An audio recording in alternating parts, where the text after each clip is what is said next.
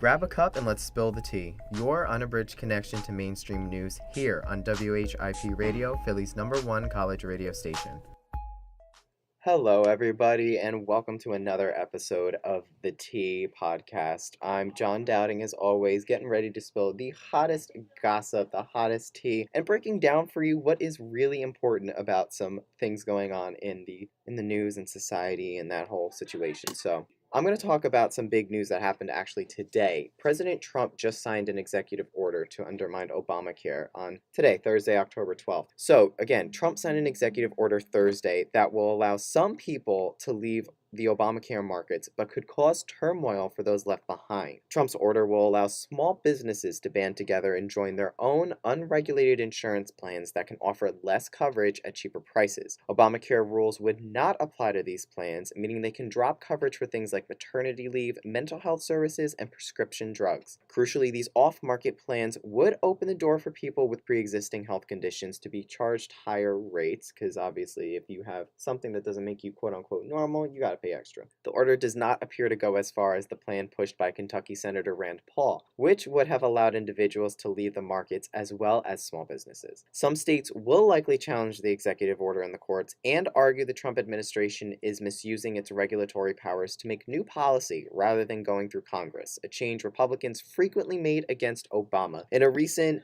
podcast I listened to from NPR called Civics 101, which is actually extremely informative for those people who need a refresher civics lesson from high school. It always seems that the party who is not in the majority hates executive orders, and the party who is in the majority loves the executive orders. This is obviously, executive orders is something that is within Trump's tool belt. President Trump is allowed constitutionally to pass executive orders for different policy matters that he's having trouble passing through Congress. Now, again, this, like I said before, this new executive order is devil's advocate something. It's something. It's more than any of the Republicans in all of Congress have been able to pass. And this measure was supported a lot by Kentucky Senator Rand Paul. He said when the last failure of the most recent Republican healthcare repeal effort, which was the Graham-Cassidy bill, Senator Rand Paul said that he felt like it was too similar to Obamacare. He thought it did not do enough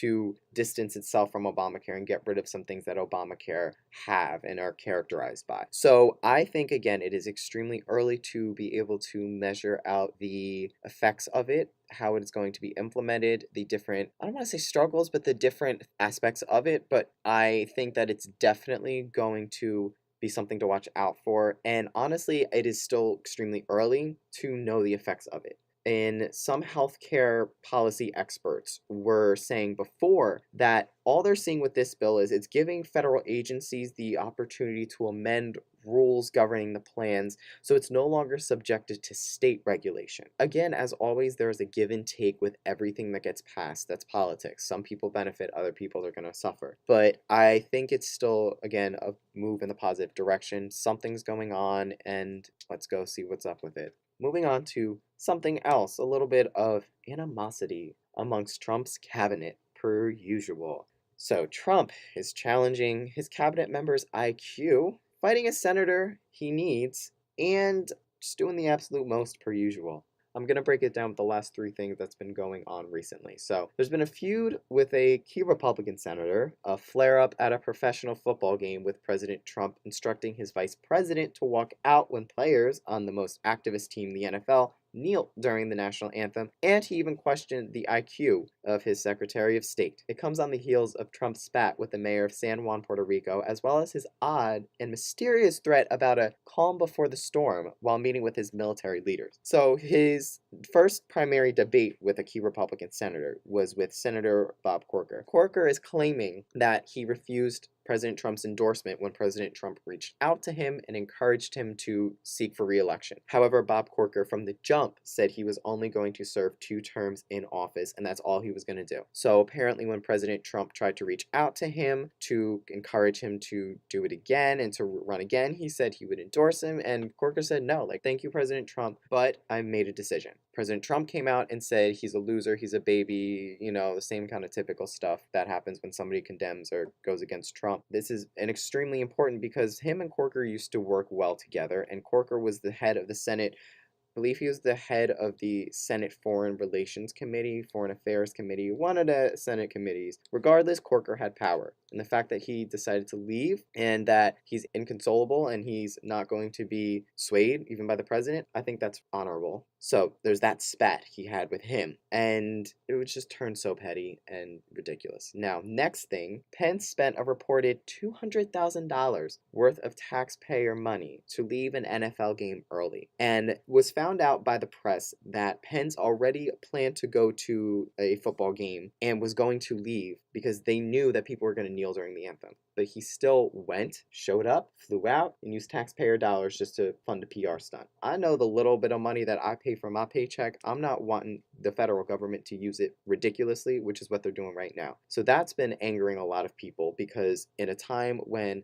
obviously money's tight for a lot of people, the government feels the need to just send Pence out there for dumb stuff just to support the mentality and the ideology of the administration. So, okay, Pence, we see you, first of all. Second of all, the many people in the administration have been coming under scrutiny for their use of federal taxpayer money. Trump's former Health and Human Services Secretary was criticized because he spent, I believe, $200,000, $400,000 worth of taxpayer dollars on private flights and stuff like that. And another one of the people in his cabinet is being investigated for it. It's what happened when you give rich people power and they think they can just spend the money from hardworking people frugally. Then, Trump told Forbes he believed the NBC News report where Tillerson called him a moron is fake news. But Trump did say, quote, if he did that, I guess we'll have to compare IQ tests. And I can tell you who was going to win. Tillerson's going to win, fam. If you're going to compare IQ tests, I'm going to put all the $2 I have in my wallet on the fact that Tillerson's probably going to win. I think everybody knows that, but I digress. Let's move on.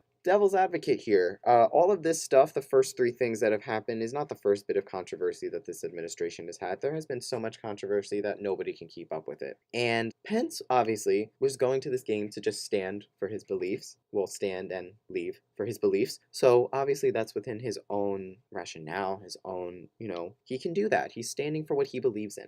But what is going on? Like, this NPR article really hit the nail on the head. What is going on? In a time when 2018 is coming up so quickly, I just look forward to the future. And I'm trying to base myself as much as I can with this administration and learn as much as I can to see what is going on, because even seasoned political reporters cannot tell you what's going on. So I think it's going to definitely be a very, very, very interesting next couple of years seeing what's going to happen, because another person in Congress said that we should draft up articles of impeachment, and Trump is just honestly threatening a lot of people, irrationally threatening a lot of people, and one of the people who's threatening now again is the press, and he's escalating his threats against the press, calling news coverage frankly disgusting. The president on Wednesday lashed out over a critical news report and escalated his previous attacks on the media by seeming to suggest that news organizations he disagrees with should be shut down. Yeah, this matters because it freaked out a lot of free speech advocates who compared these tactics to the intimidation efforts by the Nixon administration. His comments came in reaction to an NBC News report claiming he encouraged senior aides in July for a major expansion of the U.S. nuclear arsenal. The president's request to do this then reportedly prompted Secretary of State Rex Tillerson to refer to Trump as a moron after the meeting at the Pentagon. So on Twitter, of course, his favorite place to go to, Trump called the report, quote, pure fiction made up to demean him, and questioned whether networks that report, quote, fake news should be stripped of their broadcasting licenses. Although the Federal Communications Commission licenses individual stations and affiliates, not networks. And it's frankly disgusting the way the press is able to write whatever they want to write. People should look into that, Trump claims. Obviously, when a public official, much less than the president, threatens media outlets with any kind of legal proceedings, it is cause for grave concern as a First Amendment matter, said Andrew Schwartzman, a media law specialist at the Georgetown University Law Center. I think that last comment summarizes this whole entire argument. When a president, somebody in political power, somebody with power, makes threats against the media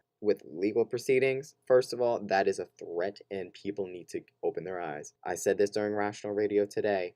Journalists serve as the fourth estate in government to place checks and balances on all of three branches of government. And just because you're mad that somebody's calling you out for your bad deeds, don't get pissy about the bad press. when you're actually doing bad things. They're just reporting what's going on. Yes, I'm not going to doubt that there are outlets that are biased and that are producing misleading content, but guess what? That's not all of them. And you had the head of Breitbart News in your administration for a minute. He's the reason you won the election. And you're going to come out here and complain about bad press and how the press is frankly disgusting? Okay, I digress. Some things were not reported on well, like I said, but regardless, that's not rationale to try to shut the press down, because guess what? You can't shut us up. We're the only job that's written in the Constitution besides your job, which frankly, you shouldn't deserve and you're not doing well. But I digress. That's all the tea I have. I spilled all of it. I'm feeling the burns from it today. As always, catch up weekly on my episodes on whipradio.com. Look up The Tea with myself, Jon Dowding. Let's see what happens next week. Maybe we'll get some more news about the executive order that was just passed today. It's still early to see what's going on with it. For WHIP Radio, I'm Jon Dowding, and you just listened to The Tea. Catch you guys next week.